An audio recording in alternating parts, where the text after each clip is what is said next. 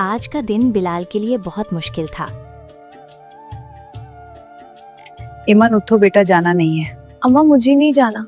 बेटा फिर भी जाना होगा। लेकिन दिल नहीं मान रहा। मेरे साथ ऐसा क्यों हुआ?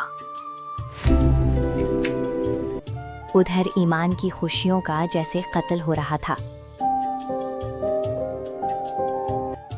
आपको बोला था कुछ, लेकिन आपने मेरी सुनी नहीं। बेटा मेरी बात तो सुनो। बेटा सारी तैयारी हो गई है क्या? जी।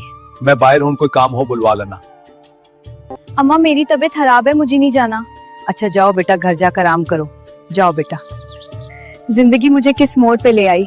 छोटे मालिक बहुत बुरे निकले। जीनत आंटी कैसी हैं? जी छोटे मालिक ठीक हूँ। आप अकेली आई हैं? वो ईमान बीमार थे इसलिए। बिलाल जल्दी में घर से निकला और ज्वेलरी शॉप की तरफ रवाना हो गया।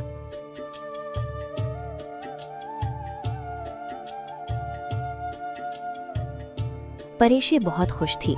वो दुल्हन का जोड़ा पहनकर तैयार हो रही थी और खुद को देखकर मुस्कुरा रही थी। उधर ईमान का ये सब सोचकर दम घुट रहा था कि बिलाल किसी और का होने वाला है। उसके दिल में अजीब सी घुटन, बेबसी और टूटने का एहसास भर गया था। ईमान किस्मत के इस अजीब खेल पर बहुत परेशान होती है। उसके दिल में बार बार यही ख्याल आता है कि बिलाल अब हमेशा के लिए परेशी का हो चुका है। ये बिलाल किधर है? बारात तैयार खड़ी है और वो गायब है। उधर बिलाल की माँ और उसका बाप बेचैनी से बिलाल का इंतजार कर रहे होते हैं। दूसरी तरफ परेशी और उसके माँ बाप बारात के इंतजार में होटल पहुंच चुके होते हैं।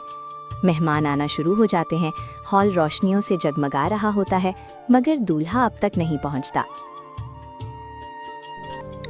बिलाल की माँ उसे बार बार कॉल कर रही होती है। पता नहीं बीबी जी क्यों इतनी परेशान है, पता नहीं क्या हुआ है। जो भी उनसे पूछता है, बिलाल की माँ बस यही कहती है, आ रहा है, बस रास्ते में है। इधर बिलाल के जहन में कुछ और ही चल रहा होता है। वो सीधा ईमान के पास पहुंच जाता है। कौन है आप यहाँ? होटल में मलिक फराज बार बार चौधरी जुबैर को फोन करके पूछ रहा होता है, बारात को इतनी देर क्यों हो रही है।